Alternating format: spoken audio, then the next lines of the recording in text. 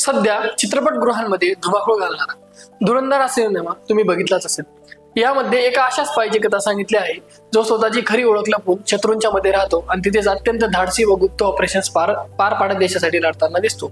आपल्याला वाटतं हे सगळं फक्त पडद्यावरच शक्य आहे, पण तुम्हाला माहिती आहे भारताच्या स्वातंत्र्याच्या लढाईत एक अशी 16 वर्षाची मुलगी होती जिने चक्क ब्रिटिश छावणीत घुसून त्यांची झोप उडवली होती।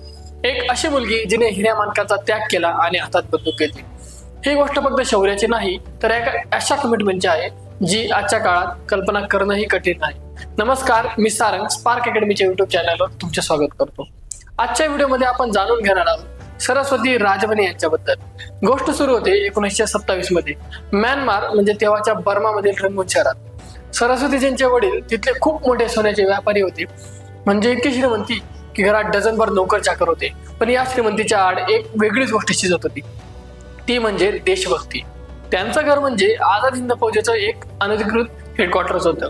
त्यांच्या बालपणी एक इंटरेस्टिंग किस्सा घडला होता। सरस्वतीजी जेव्हा 10 वर्षाच्या होत्या त्यावेळी गांधीजी त्यांच्या घरी आले होते। तिथे गांधीजी गप्पा मारत असताना ही 10 वर्षाची मुलगी बागेत बंदूक चालवत होती। गांधीजींनी विचारलं, बेटा तू हे काय करतेस? त्यावेळी त्यांनी उत्तर दिलं की इंग्रजांना मारण्यासाठी सराव करते। विचार करा, 10 वर्षाच्या मुलीचा हा माइंडसेट होता। साल 1944 त्यांच्या आयुष्यात खरा टर्निंग पॉइंट ठरला, जेव्हा नेताजी सुभाषचंद्र बोस रंगूनला आले होते।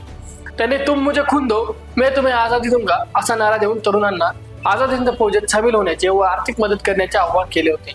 त्यावेळी सरस्वतींनी त्यांचे सर्व दागिने काढून नेताजींच्या फंडात दान केले। नेताजींना वाटलं कोणीतरी लहान मुलगी असेल हिने चुकून दिलं असावं। ते स्वतः त्यांच्या घरी गेले आणि सर्व दागिने परत घेण्यास सांगितले। पण यावर सरस्वतीजींनी जे उत्तर दिलं ते ऐकून नेताजी थक्क झाले।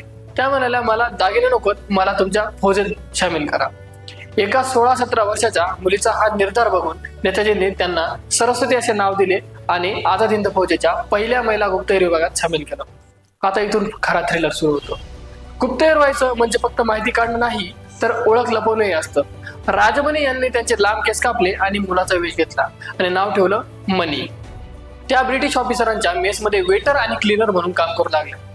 विचार करा, एक छोटी चूक आणि थेट फाशी। पण त्या ब्रिटिशांच्या डोळ्यासमोरून महत्वाच्या फाईल्स व माहिती चोरत राहिल्या। याच काळात त्यांच्या एका मैत्रिणीला इंग्रजांनी पकडलं। तिला सोडवण्यासाठी राजमणी यांनी नर्तकीचा वेश घेतला आणि थेट ब्रिटिश कॅम्पमध्ये घुसल्या।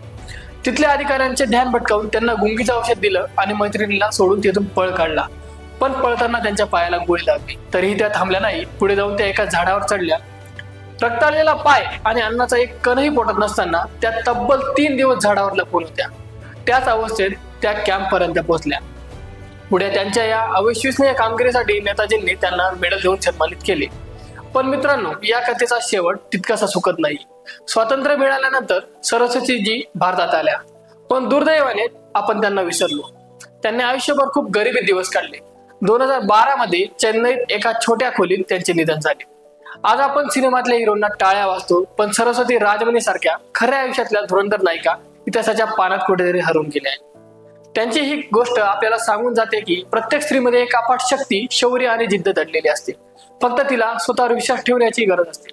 सरस्वती राजमणी यांच्यासारख्या नायिका आपल्याला हे शिकून जातात की स्वप्न मोठे असेल तर वय, परिस्थिती किंवा समाजाच्या मर्यादा काहीच अडथळा ठरत नाही। म्हणून प्रत्येक स्त्रीने स्वतःच्या शक्तीवर पूर्ण विश्वास ठेवावा। आपल्याला ही स्टोरी कशी वाटली हे आम्हाला कमेंटमध्ये नक्की सांगा। तसेच व्हिडिओला लाईक आणि चॅनलला सबस्क्राईब करायला विसरू नका। धन्यवाद।